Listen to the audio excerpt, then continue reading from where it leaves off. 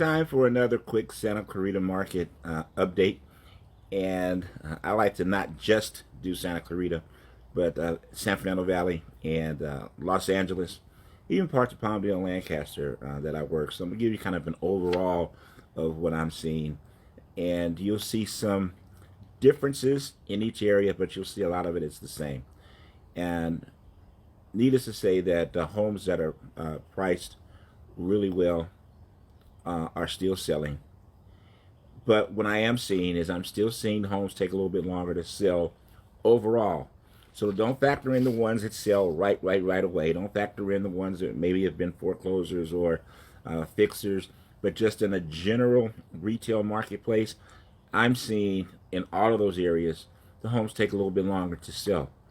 I would also tell you that again, in these areas, make sure that you have a need to sell.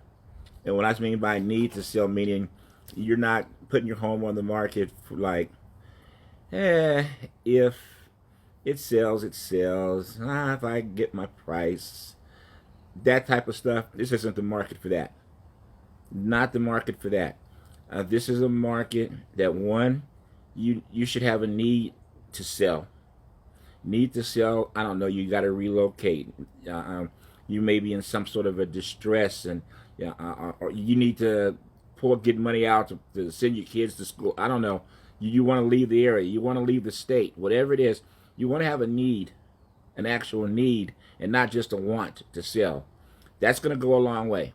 That's going to go a long way in getting you where you want to get to next. The other thing is that you want to hopefully listen to the professional that you're working with. Allow that professional to tell you the honest truth. Don't shoot the messenger, right? So that you can accomplish what your goals are. Meaning, if honestly, you really want 500,000 for your home, but realistically, 450 to 475 is what you're going to get. Decide and make a decision if you can live with the 450 or 475. If you can't, don't sell. Figure out another plan. Because this is not the market. I'm telling you that you might get a little bit more. That this isn't the market for that. Now anything is possible, but can you live your life, and can you schedule your life around possible, or do you need to schedule it around probable? That's what you need to look at. Also, as you are coming up with value for your home, do not just look at the closed sales. Do not just look at the closed sales, because in certain trends, the market is flat, maybe even slipped a little bit. You want to see what's pending, what's active, and what's active on the market.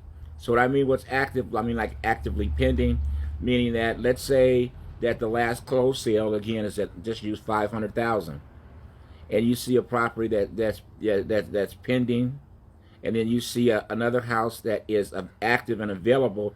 Now let's say that house that's active and available is available at 480. Now just because the last closed sale is at 500, if you've got something at 480 that hasn't sold yet, and we're talking about it's a similar comp, all of that stuff. Well, guess what? Your new market value right now currently is telling you that buyers are not willing to pay 480. Because at the end of the day, it's what buyers are willing to pay and what sellers are willing to sell for. So remember, these are strategies as you're making a decision on whether or not it's opportunity for you to sell. Here's the other thing, is that what we're seeing in the marketplace too is, and the physical inspections, buyers are asking for certain repairs. Well, the last couple of years and all that, the situation where properties were just as is, and as you as a seller, you didn't want to do something, not a big deal. Buyer either would go forward with it, or if they moved on, not a big deal, because you'd have another buyer in 20 minutes. That's not happening in this marketplace either. So here's one of the biggest things that I like to tell clients that are working with our team, is that if you're in the physical inspection situation and the buyers are asking us for certain things to be done, and we don't want to credit them, whatever the case may be, but they're asking for certain things, here's the question you have to ask yourself. The question you have to ask yourself is, if I cannot work this out with this particular buyer, will I have this same situation with the next buyer that I get? Now, what do I mean by that? Let's suppose that we find out that the roof is leaking. Okay, if the roof is leaking and you don't deal with it with the buyer that we have, if we can't work something out, realistically, if you're not going to fix the roof before the next buyer comes in, that's going to be an issue with the next buyer. So we're going to be dealing with it again. So we might as well deal with it now. Now, by the same token, the dishwasher doesn't work, and buyer just refusing to do it because he doesn't want to fix it. He doesn't want a dishwasher that's not working, and you just don't want to fix it, and whatever the case may be or something. Well, you got a better shot if that buyer walks away because of that with the next buyer, particularly if you're offering a home warranty or something, right? So that's what I mean. Market, though, is still pretty steady. We're not seeing major value decreases. Interest rates fluctuating. We've got all this stuff going on in the world, which does not necessarily help consumer sentiment, in my opinion.